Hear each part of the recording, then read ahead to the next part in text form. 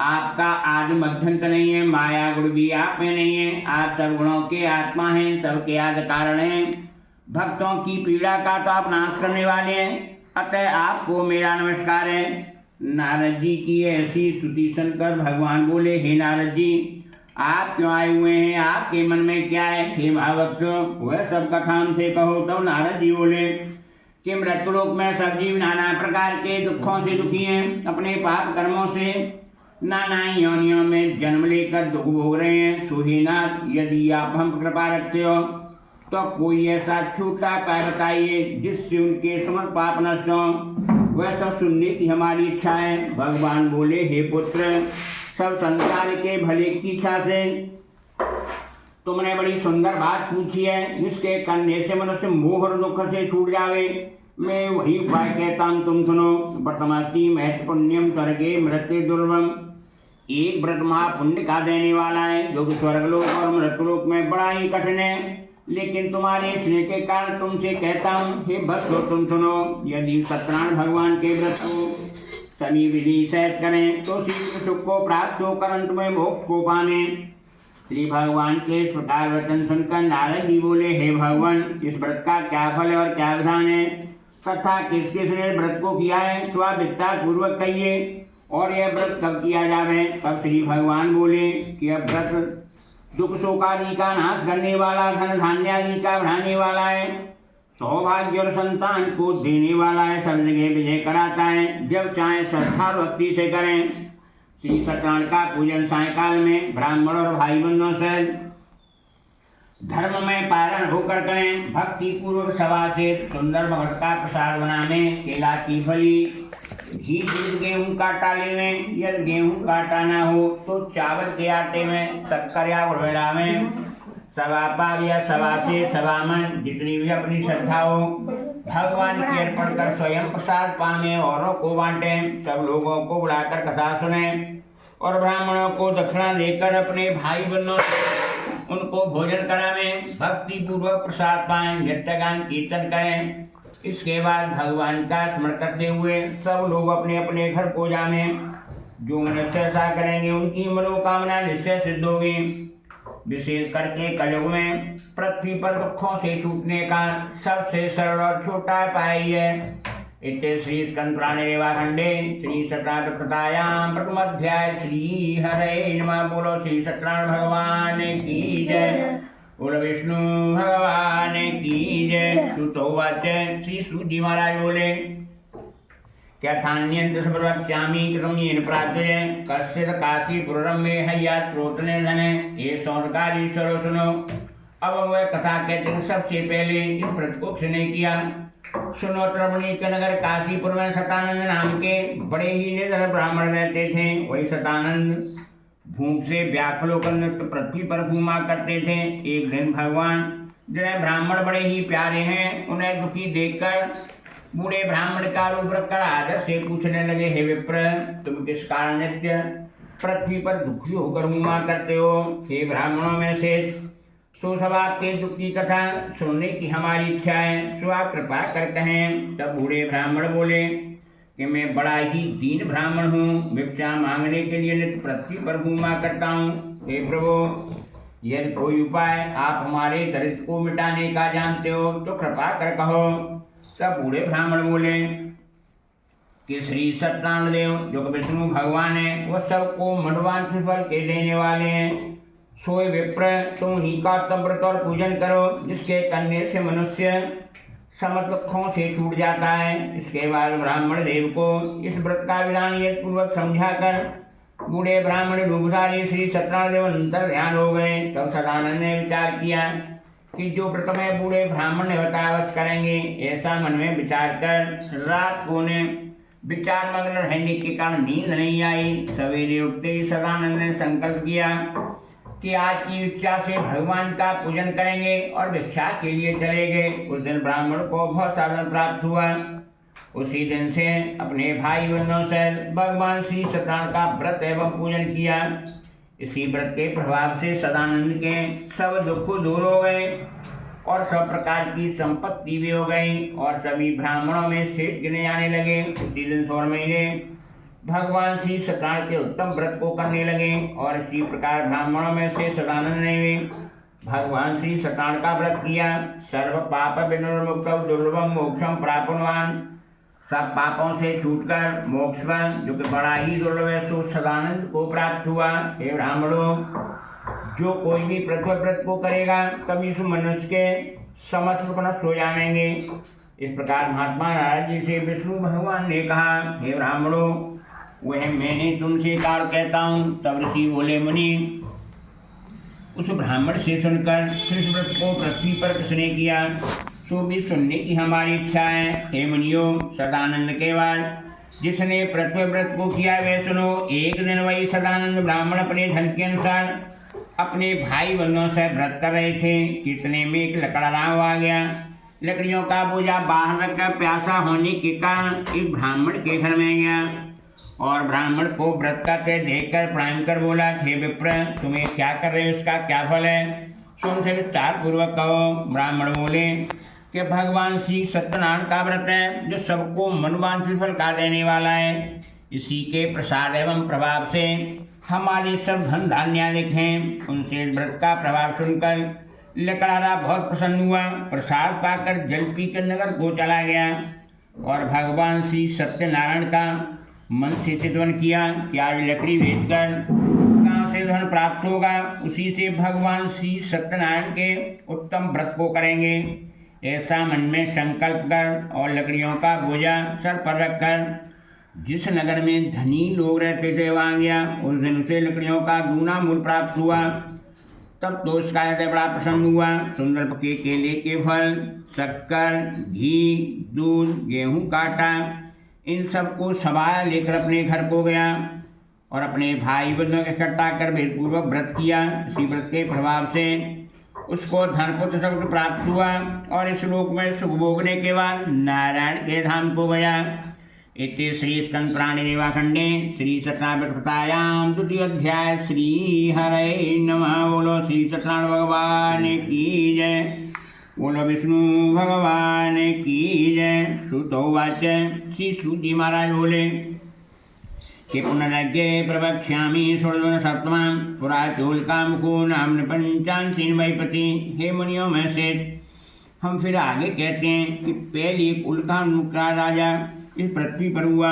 वह राजा जितेंद्रिय, सत्य बोलने वाला, नित्य देव मंदिरों में जाने वाला, अपनी सुंदर बुद्धि के कारण नित्य ब्राह्मणों को दान देकर संतुष्ट करता था। उसकी स्त्री बड़ी मोहिनी और वह चाँद के समान सुंदर थी।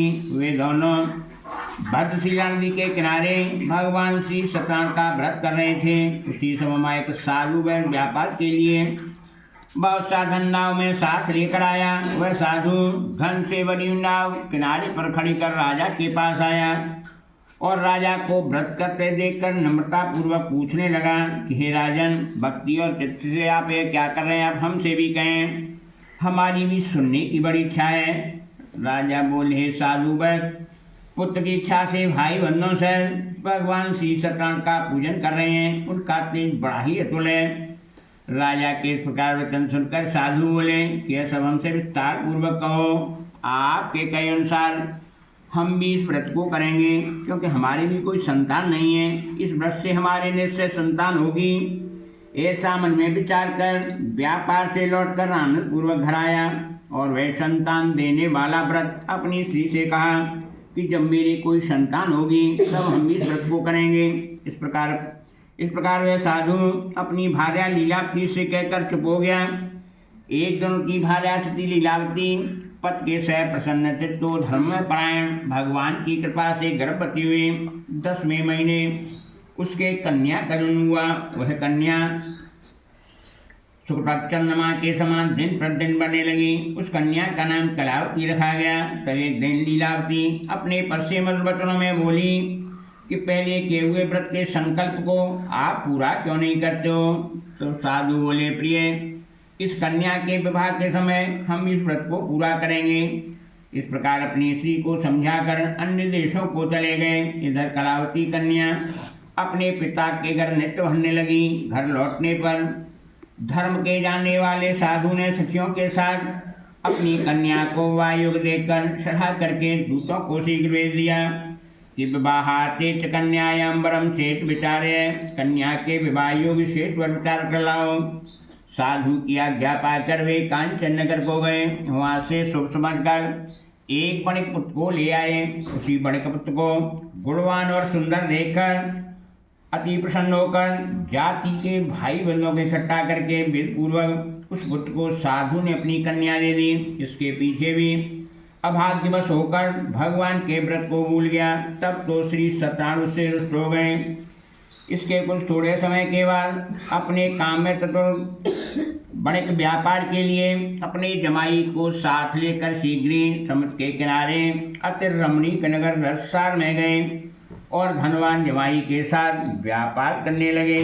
तऊ गतऊ नगरम में चंद्रकेतु नभस्यते, वे दोनों चंद्रकेतु राजा के रमणीक नगर में गए। उसी समय सत्राप्रम ने उस बणिक को प्रतिज्ञाव्रत लेकर श्राप दिया कि जाओ तुम्हें भविष्य में महादारुण दुख होगा। एक दिन राजा के धन को चुराकर चोर लोग वहीं आए जहाँ बणिक बैठे थे। अपने पीछे भागते हुए राजदूतों को देखकर चोर डर के मारे धन को वहीं छोड़कर भाग कर छिप गए। तब तक राजा के दूत वहीं आ गए जहाँ बणिक बैठे थे। वह राजा का चोरी हुआ धन देखकर और उन्हें ही चोर समझकर उन दोनों बणिकों को वहाँ लिया गया। मारे खुशी के भागते हुए आए। राजा के दरबार में आकर बोले, हे राजन, हम दो चोर पकड़ कर लाए हैं। हे प्रभु, आप उन्हें लेकर आज्ञा दें। राजा की आज्ञा प्राप्त कर और बिना विचार किए ही उन दोनों को मजबूत बांधकर बड़े भारी जेल खाने में बंद कर दिया। भगवान की माया से उनके कहने को किसी ने नहीं सुना और चंद्रकेतु राजा ने उनका सब धन छीन लिया। उसी श्राप से उनके घर की चौबड़ा तो प्राप्त हुआ। घर में जो कुछ था चोर चुरा ले गए। शारीरिक और मानसिक व्याधि, भूख प्यास से दुखी होकर अन्न की चिंता में व्याकुल होकर लीला की घर घर घूमने लगी। कन्या कलावती विनित घर घर फिरने लगी।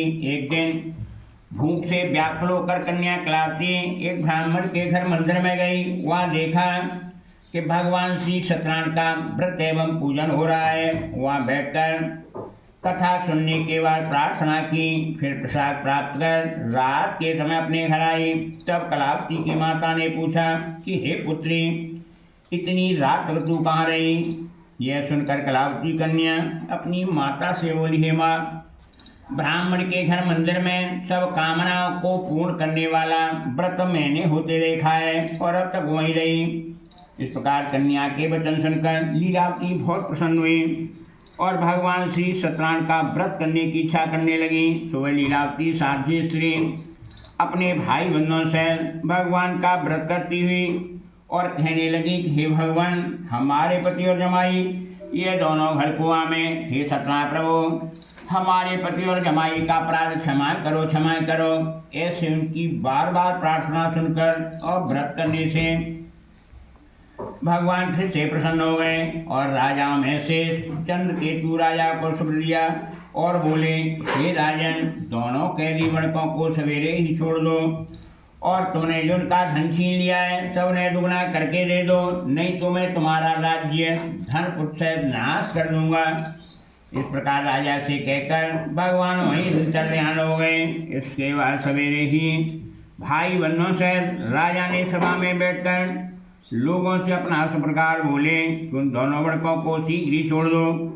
राजा के इस प्रकार वचन सुनकर दोनों बड़कों को छोड़ दिया गया और राजा के सामने लाकर राजा के नौकर विनती कर बोले कि आनी तो दो बड़क पुत्रो मुक्तो निगवंदनाथ, हम दो वैश्यों को लाए हैं जो इस समय बेड़ी के बंधन से मुक्त हैं, अर्थात छूटे हुए हैं। तो दोनों वैश्य राजाओं में से राजा चंद्रकेतु को नमस्कार करते हुए डर से व्याकुल राजा ने पहला वृत्तांत यानी स्वप्न में देखा हुआ न कहा और बड़कों को देखकर बड़े आदर से बोले कि तुम्हारे प्रारब्ध से तुम्हें महादुख प्राप्त हुआ है, लेकिन अब कोई भय नहीं है।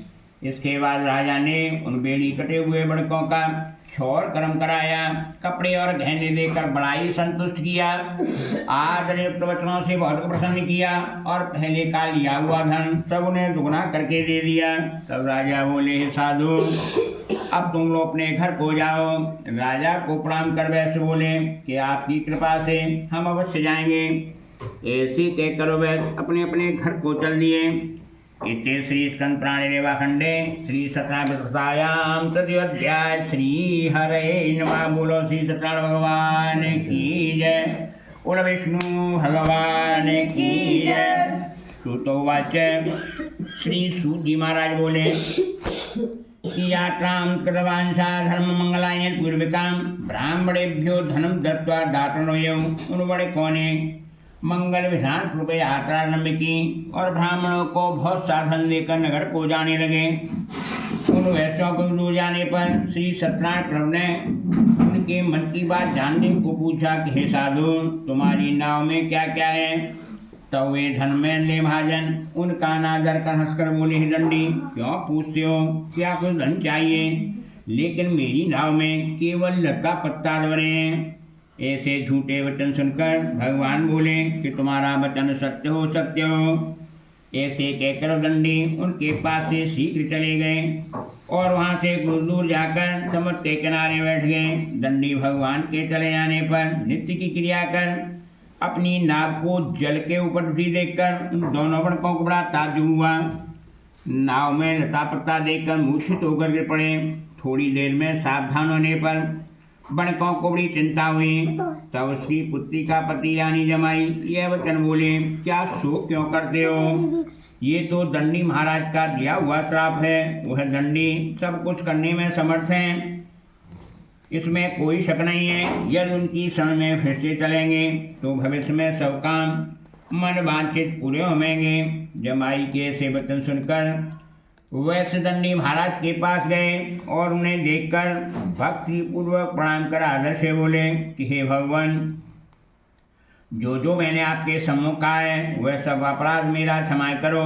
ऐसे कहकर और बार बार प्रणाम करवा शोक से व्याकुल हो गए। उन्हें विलाप करते देखकर दंडी महाराज बोले, हे वैश्य मत, मेरा वचन सुनो कि तुम मेरी पूजा से विमुख हो। हे मूर्ख, तुमने मेरी अवज्ञा की है, इससे तुम्हें बार बार तो प्राप्त हुआ है। भगवान के ऐसे बात सुनकर वह स्तुति करने लगा। तब साधु वैश्य बोले, हे प्रभु, आपकी माया से ब्रह्मा देवता भी मोह को प्राप्त होते हैं। आपके रूप और शील आदि गुणों को नहीं जानते, इसमें आश्चर्य क्या है? मैं तो मूढ़ हूँ, फिर मैं भला आपको कैसे जान सकूं? मैं आपकी माया से मोहित हो रहा हूँ। अब आप प्रसन्न हो मैं और जैसा मेरा धर्म का विस्तार था वैसा कर दें। मैं आपकी पूजा अवश्य करूँगा। पुरादितम च तत्सर्वम त्राहि माम शरणम गतः। मेरा पहले जैसा सब धन कर दीजिए। मैं आपकी शरण में हूँ। त्राहि माम, मेरी आप रक्षा करें। ऐसे भक्ति से भरे हुए वैश्य के वचन सुनकर भगवान फिर से प्रसन्न हो गए और वैश्य को मांगा वर देकर वह अंतर्ध्यान हो गए। तो वह नाव पर सवार हुआ तो नाव धन से बनी देखी। तो वैश्य बोले कि भगवान की कृपा से मेरा मनोरथ सफल हुआ। ऐसा कह करके सबके सब से पूजन किया। सत्यदेव की कृपा से हर्ष से परिपूर्ण होकर नावों को बड़े यश से जोड़कर अपने देश को चल दिया। तो वह वैश्य अपने जमाई से बोले कि मेरी रथपुरी को देखो। फिर अपने धनरक्षक दूतों को आगे भेज दिया। वह दूत नगर में गया और साधु वैश्य की स्त्री को देखकर हाथ जोड़कर प्रणाम कर बोला कि जमाई और भाई बंधुओं से बहुत से धन के सहित सेठ जी से नगर के समीप आ गए हैं। दूत के मुख से ऐसे वचन सुनकर लीलावती बहुत प्रसन्न हुई और भगवान की पूजा कर अपनी पुत्री से बोली कि हे पुत्री, मैं तो साधु के दर्शन को जाती हूँ, तू भी जल्दी आना। माता के इस प्रकार वचन सुनकर और व्रत को वहीं समाप्त कर बिना प्रसाद पाए पति के पास चल दी। यानी प्रसाद त्यागने से भगवान ने रुष्ट होकर उसके पति व नार को सब धन सहित जल में डुबो दिया। तब कलावती कन्या अपने पति को देखकर शोक से व्याकुल होकर रोती हुई भूमि पर गिर पड़ी। डूबी नाव और दुखी कन्या को देखकर साधु वैश्य मन में भयभीत होकर कहने लगे, क्या असर हुआ? मल्लाह भी चिंता करने लगे। तब लीलावती अपनी कन्या को देखकर बड़ी व्याकुल हुई और दुख से विलाप करती हुई अपने पति से बोली कि सवे नाभसेन, ये जमाई कैसे दृश्य हो गया? न जाने कौन देवता के प्रकोप से हमारी नाव हर ली गई है। भगवान की महिमा को जानने की किसमें शक्ति है। ऐसा कहकर अपने भाई बंधुओं से विलाप करने लगी। फिर लीलावती अपनी कन्या को गोद में लेकर रोने लगी और कलावती कन्या भी पति के नष्ट होने से दुखी होकर पति की खड़ाऊ लेकर उनके पीछे मरने की इच्छा करने लगी। कन्या के चरित्र को देखकर सज्जन बड़े अशोक से व्याकुल होकर चिंता करने लगे। फिर वह धर्मपरायण वैसे बोले, क्या तो भगवान श्री सत्यानंद को हर लिया है, यानी जमाई धन आदि को हर लिया है, या भगवान की माया से मैं ही भूल रहा हूँ। अतः मैं अपने वैभव के अनुसार भगवान का पूजन करूँगा। सबको इकट्ठा करके मन की बात कही और दंड के समान पृथ्वी पर गिरकर भगवान को तो बार बार प्रणाम किया। तब तो दीनों के पालक भगवान फिर से प्रसन्न हो गए।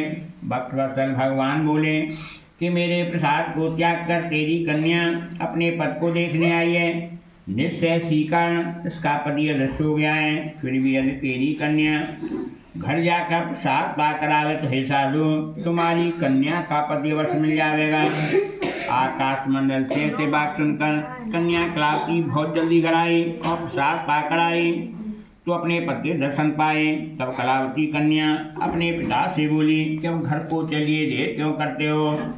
कन्या के इस प्रकार वचन सुनकर वैसे बहुत प्रसन्न हुए और विधि पूर्वक भगवान का पूजन करके अपने भाई बंधुओं सहित धर जन सहित अपने निवास स्थान को गए। आगे वह हर पूर्णमासी और हर संक्रांति को भगवान श्री सत्यनारायण का पूजन नियम पूर्वक करने लगे। भगवान की कृपा से जब तक इस लोक में रहे सुख भोगते रहे। अंत में वे सर्वों को दुर्लभ और त्रिगुण से परे श्री वैकुंठ लोक को गए। इत्य श्री स्कंद पुराण देवाखंडे श्री सत्यनारायण कथायां चतुर्थोऽध्याय। श्री हरये नमः। बोलो श्री सत्यनारायण भगवान की जय। बोलो विष्णु